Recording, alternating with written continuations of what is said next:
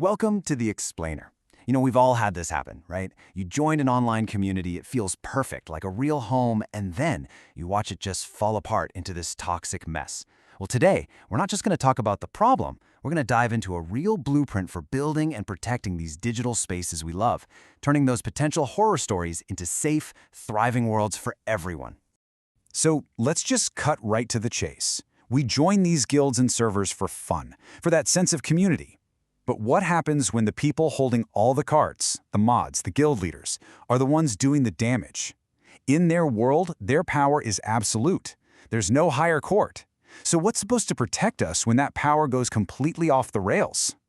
All right, here's our game plan. First, we'll look at how things go bad in the first place, when guilds go dark. Then we'll explore a pretty cool tech solution, the Automated Guardian. After that, we'll see how to combine the best of both worlds in a hybrid blueprint. And finally, we'll land on the two things no machine can ever replace: real justice and human empathy.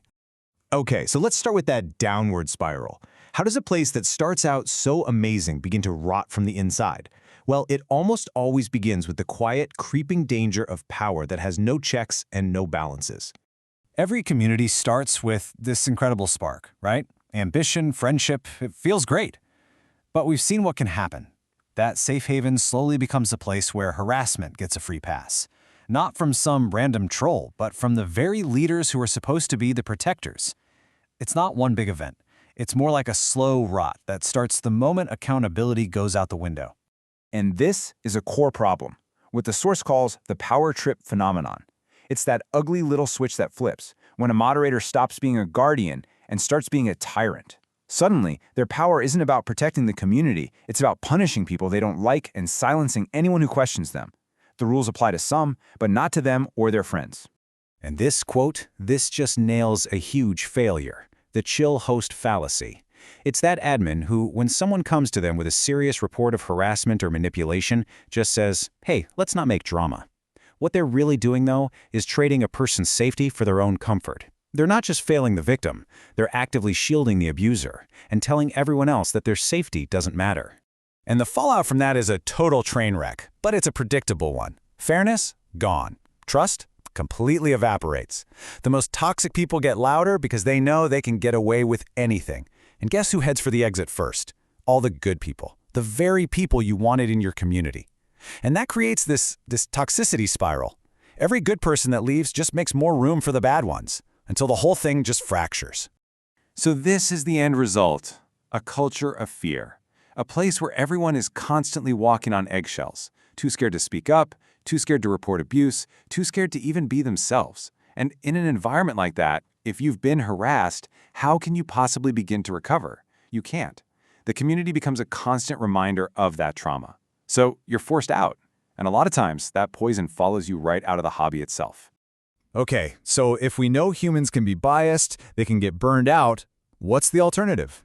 Well, let's talk about technology and how it can act as our first line of defense, our automated guardian.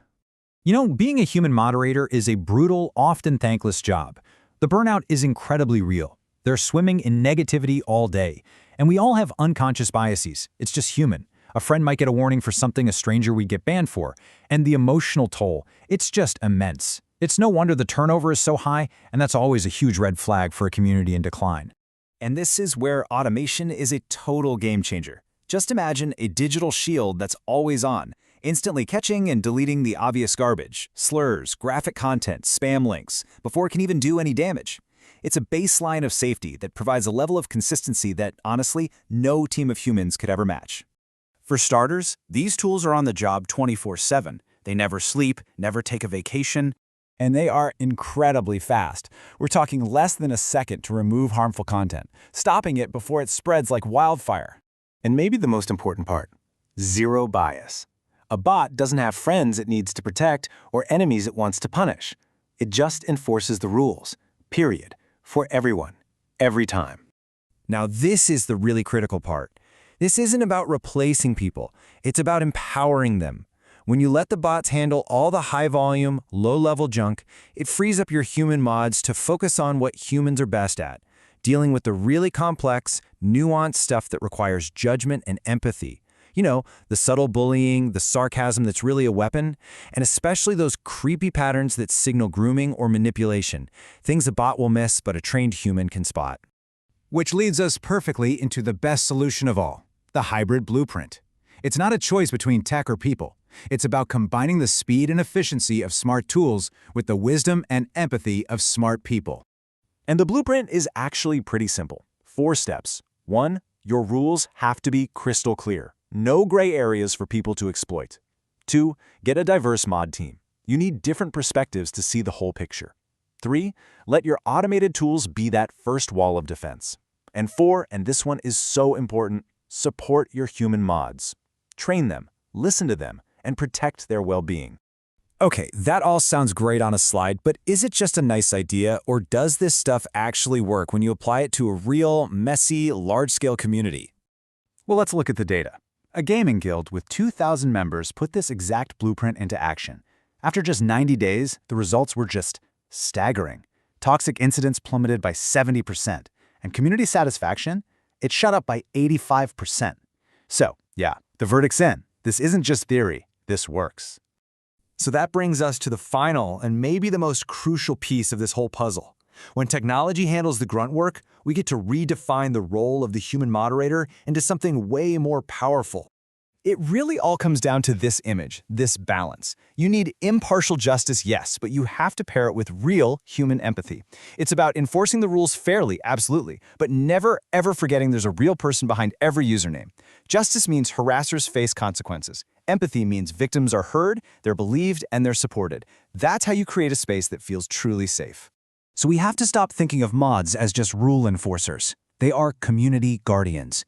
They are the ones who set the tone and build the culture. They have to be trained to listen, to validate people's experiences, and to constantly adapt. This kind of proactive guardianship is how you build a community, where everyone, especially women and girls who are so often targeted, can actually feel safe enough to participate fully. All right, here's your takeaway checklist. Combine technology with empathy. Act before it's too late. Write clear rules. Empower your moderators. Use smart tools. And be brutally honest with yourself about your community's culture.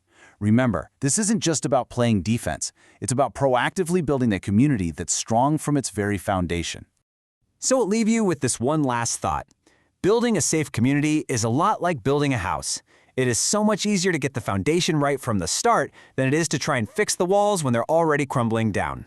Don't wait for a catastrophe to prove this stuff matters. The health of your digital world is in your hands. So what's one step you can take today to make it stronger?